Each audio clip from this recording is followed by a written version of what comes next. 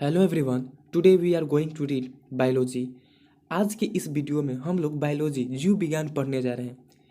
Class start करने से पहले जो भी स्टूडेंट्स इस चैनल पर नए हैं या चैनल को सब्सक्राइब नहीं किए हैं तो चैनल को सब्सक्राइब कर लें और अपने दोस्तों के साथ शेयर भी ज़रूर किया करें। तो अब हम लोग स्टार्ट करते हैं अपने क्लास को। तो सबसे पहले हमें जानना होगा कि बायोलॉजी कहाँ का शब्द है। तो बायोलॉजी एक ग्रीक वर्ड है। बायोलॉजी कहाँ का शब्द है? तो biology is a Greek word और यह दो शब्दों से मिलकर बना हुआ है।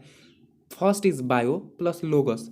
बायो और लोगोस शब्द से बना हुआ है, जिसका अर्थ बायो का अर्थ होता है लिविंग और जबकि लोगोस का अर्थ होता है टू स्टडी, यानी सजीव। लिविंग मीन्स सजीव और स्टडी मीन्स अध्ययन करना, यानी सजीवों का अध्ययन ही क्या कहलाएगा? जीव विज्ञान कहलाएगा। तो यहाँ से इसका डिफिनेशन बनेगा, to study of living things is called as biology.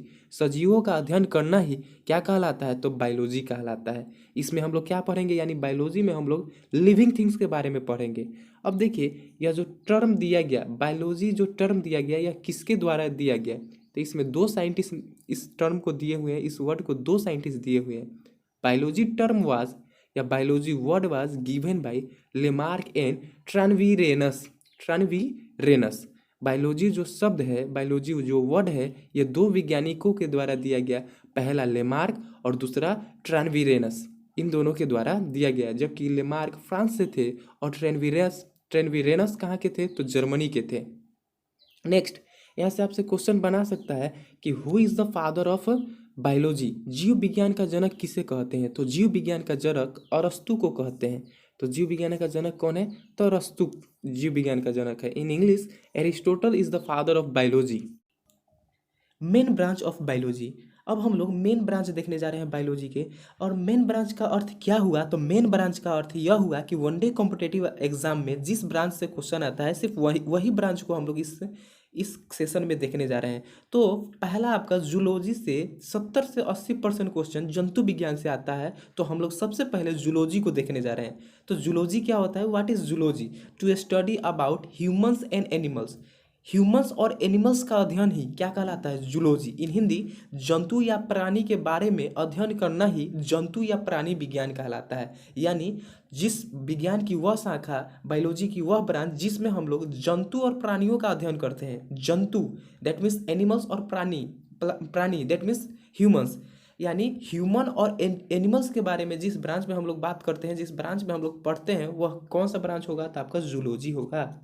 Next आपका दिया गया है कि फादर ऑफ जूलॉजी, यानी फादर ऑफ जूलॉजी, जूलॉजी के पिता कौन है? तो अरस्तु, Aristotle is the father of zoology. और इन्होंने एक बुक लिखा है जिसका नाम है द हिस्टोरिया ऑफ एनामेलिया। इस बुक का क्या नाम है? तो द हिस्टोरिया ऑफ एनामेलिया। इस बुक को किसने लिखा? तो अरस्तु ने लिखा। और क्या चीज़ के बारे में इसमें बताया गया है? तो इसमें जंतु और प्राणियों के बारे में बताया गया है। नेक्स्ट जो ब्रांच है वो आपका बॉटनी है। इस भी ब्रांच से हमारे वनडे कॉम्पिटिटिव एग्जाम में, यानी वनस्पति विज्ञान से भी वनडे कॉम्पिटिटिव एग्जाम में क्वेश्चन आता है।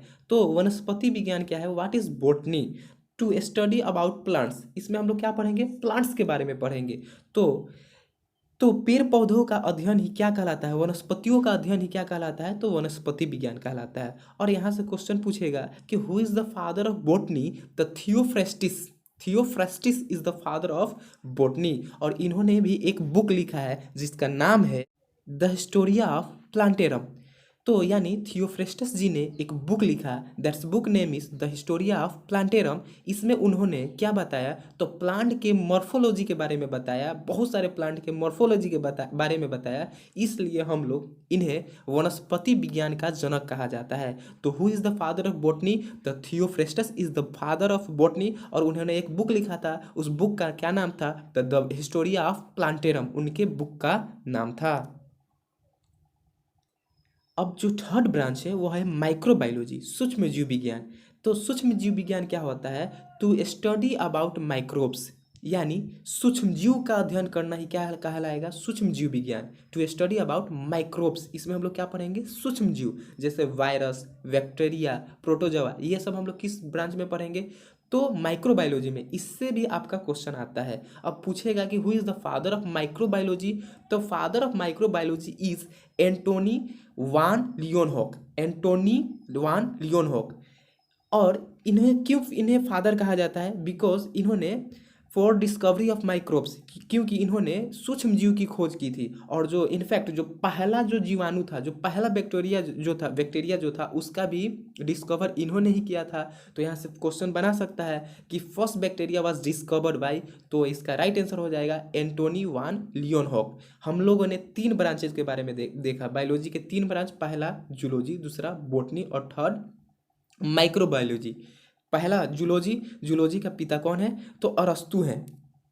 और जूलॉजी में हम लोग ह्यूमन और एनिमल्स के बारे में पढ़ेंगे, जबकि सेकेंड ब्रांच है आपका बॉटनी, बॉटनी में हम लोग प्लांट्स के बारे में पढ़ेंगे। और थर्ड जो ब्रांच है आपका माइक्रोबायोलॉजी, माइक्रोबायोलॉजी में हम लोग बैक्टीरिया, फंगस, ये सब सूक्ष्म जीवों के बारे में अध्ययन करेंगे।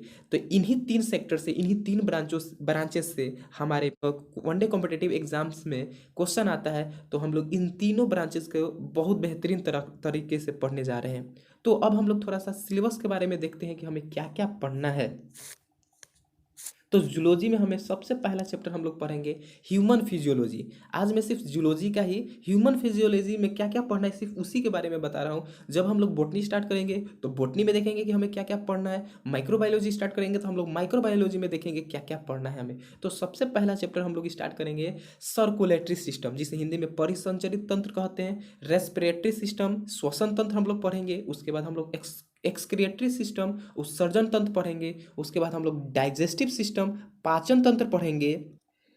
स्केलेटन सिस्टम, कंकाल तंत्र पढ़ेंगे। मस्कुलर सिस्टम, मांसपेशी तंत्र पढ़ेंगे। नर्वस सिस्टम, तंत्रिका तंत्र पढ़ेंगे। रिप्रोडक्टिव सिस्टम, प्रजनन तंत्र पढ़ेंगे। एंडोक्राइन सिस्टम, अंतःस्रावी तंत्र। इतना चैप्टर हम लोग ह्यूमन फिजियोलॉजी में पढ़ेंगे। उसके बाद बहुत सारे चैप्टर है, जैसे विटामिन है, डिजीज है, बॉटनी है। यह सब हम लोग धीरे धीरे पहले इतने चैप्टर को कंप्लीट किया जाए, आफ्टर देन हम लोग वो सब चैप्टर का सिलेबस लिख कर उसे हम लोग कंप्लीट करेंगे। तो आज का पहला चैप्टर जो है वो है आपका सर्कुलेटरी सिस्टम, परिसंचरण तंत्र। तो परिसंचरण तंत्र का खोज विलियम हार्वे ने किया था। तो यहाँ से क्वेश्चन बना सकता है कि who discovered circulatory system? William Harvey.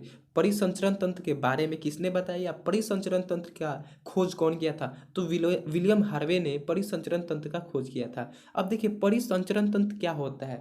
तो वह ऑर्गन्स का ग्रुप जो सर्कुलेशन में भाग लेते हैं, जो सर्कुलेशन में भाग लेता है, सर्कुलेटरी सिस्टम कहलाता है। जैसे heart, blood.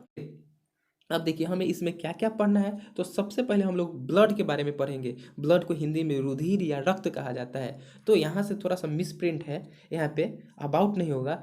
To study of blood is called haematology, या to study about blood is called haematology, यानी रुधिर का अध्ययन हिमेटोलॉजी कहलाता है। रुधिर के अध्ययन को क्या कहा जाता है? हिमेटोलॉजी। जैसे हृदय के अध्ययन को कार्डियोलॉजी कहा जाता है, उसी प्रकार ब्लड के अध्ययन को to study of blood is called haematology. रुधिर का अध्ययन हिमेटोलॉजी कहलाता है। और रुधिर का जो स्पेशलिस्ट, जो ब्लड का जो स्पेशलिस्ट डॉक्टर होता है, उसे हम लोग हिमेटोलॉजिस्ट कहते हैं। क्या कहते हैं? हिमेटोलॉजिस्ट। अच्छा, यहाँ से क्वेश्चन बना सकता है कि ब्लड कैसा ऑर्गन है? यह एक परिसंचरित तरल अंग है। यह कैसा अंग है? तो यह एक परिसंचरित तरल अंग है। नेक्स्ट पॉइंट आपका है it is a connective tissues. यह एक संयोजी ऊतक है। अब देखिए संयोजी ऊतक मतलब क्या? तो यह सभी को, ब्लड जो है सभी को एक दूसरे से कनेक्ट करके, सारे ऑर्गन को कनेक्ट कर रखता है। इसलिए हम लोग it is a connective tissues कह सकते हैं। यह एक संयोजी ऊतक है। Blood is a mesoderm organ. रुधिर मीजोडर्म ऑर्गन है। तो यहाँ से क्वेश्चन बना सकता है कि रुधिर कैसा ऑर्गन है? तो ब्लड एक मीजोडर्म ऑर्गन है। मीजोडर्म। अब देखिए मीजोडर्म क्या होता है? तो जब हम भ्रूण में थे, गर्भाशय में थे, तो जब हम में ऑर्गन बनना स्टार्ट हुआ तो सबसे पहले 3 लेयर बने। पहला एक्टोडर्म, दूसरा मीजोडर्म और थर्ड एक्टोडर्म। तो एक्टोडर्म से हमारा स्किन बना, जबकि मीजोडर्म से हमारा ब्लड बना, और एक्टोडर्म से हमारे शरीर का 90% ऑर्गन बने, जैसे लंग्स, किडनी। तो यहाँ से हम लोग इससे बता सकते हैं कि ब्लड कौन सा ऑर्गन है। तो ब्लड एक मीजोडर्म ऑर्गन है। अब देखिए, अब हम लोग देखते हैं कि हम लोगों में ब्लड कितना पाया जाता है। तो ब्लड जो है मेल में, यानी पुरुषों में 5 से 6 लीटर पाया जाता है, जबकि महिलाओं में, फीमेल में 4 से 5 लीटर पाया जाता है। अब देखिए फीमेल में कम पाया जा रहा है, मेल में ज़्यादा पाया जा रहा है। इसका अर्थ क्या है? तो इसका रियल आंसर हो जाएगा कुल वजन का 7% ब्लड होना चाहिए, 7% ऑफ टोटल बॉडी वेट। इसका मतलब यह हुआ कि अगर कोई व्यक्ति 100 केजी का है तो उसमें 7 लीटर ब्लड पाया जाना चाहिए।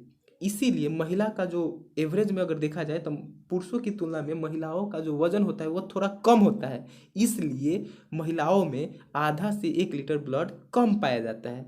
अब नेक्स्ट क्वेश्चन यहाँ से हो सकता है कि blood is measured by, blood क्या चीज़ के द्वारा मापा जाता?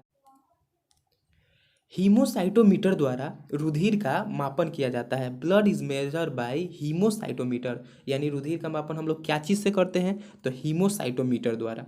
अब देखिए, अब हम लोग देखेंगे नेचर ऑफ ब्लड, रुधिर की प्राकृतिक कैसी है, तो बेसिक प्लस एल्कलाइन। अब क्षारीय होती है। अब एल्कलाइन का अर्थ क्या हुआ, तो क्षारीय तो है, और एल्कलाइन का अर्थ यह हुआ कि वो यह वाटर में सोल्यूबल है, यानी जल में घुलनशील है। इसका पीएच वैल्यू होता है 7.4। ब्लड का पीएच वैल्यू कितना होता है, 7.4। और ब्लड का कलर कैसा होता है, रुधिर का रंग लाल होता है। इसका कारण क्या है, तो इसका कारण हेमोग्लोबिन है। Red colour of human blood is due to haemoglobin. Haemoglobin के कारण रुधिर का रंग लाल होता है। हेमोग्लोबिन दो पार्ट में, पहला हिम या हेमेटिन और दूसरा ग्लोबिन। तो हिम या हेमेटिन का अर्थ होता है आयरन कंपाउंड, यानी लोहे की यौगिक किसमें पाया जाता है, यानी लोहा पाया जाता है। हमारे ब्लड में लोहा पाया जाता है। अच्छा, ग्लोबिन का अर्थ हुआ ग्लोबुलर प्रोटीन, जो रेशे के फॉर्म में होता है। ठीक है, अब देखिए हम हीमोग्लोबिन अब देखते हैं कि मेल में कितना पाया जाता है। तो पुरुषों में 14 से 16 ग्राम प्रति 100 ml पर 100 ml of blood. 100 gram blood में, 100 ml ब्लड में 14 से 16 ग्राम हेमोग्लोबिन पाया जाता है, जबकि महिलाओं में 100 ग्राम ब्लड में, 100 ml ब्लड में 10 से 14 ग्राम हेमोग्लोबिन पाया जाता है। अब यहाँ पे कुछ की पॉइंट्स हैं। तो यानी की पॉइंट्स में क्या है, तो कॉकरोच का जो ब्लड होता है वो किस कलर का होता है, तो कॉकरोच का ब्लड वाइट कलर का होता है। और किसके कारण से होता है, तो हीमो लिम्फ पिगमेंट की वजह से होता है। ऑक्टोपस, जिसे हम लोग डेविस फिश भी बोलते हैं, डेविस फिश जिसमें 8 हैंड होते हैं, 8 आर्म्स, उनका ब्लड कैसा होता है, तो ब्लू कलर का ब्लड पाया जाता है। और किस किस पिगमेंट की वजह से, तो हेमोसाइनिन पिगमेंट की वजह से। Blood formation in bone marrow, blood का जो फॉर्मेशन होता है वह बोन मेरो में होता है। रुधिर का निर्माण अस्थि मज्जा में होता है। यह अस्थि मज्जा क्या होता है, तो जो हमारे ब्लड जो होता है, हमारा जो बोन होता है उसके बीच में एक खोखला सा पार्ट होता है, वहीं पे ब्लड का निर्माण होता है। इसे ही हम लोग अस्थि मज्जा कहते हैं। तो ब्लड का फॉर्मेशन, ये बहुत बार रिपीटेड क्वेश्चन है कि ब्लड का निर्माण कहाँ पे होता है, तो ब्लड का निर्माण अस्थि मज्जा यानी बोन मेरो में होता है। Thank you for watching.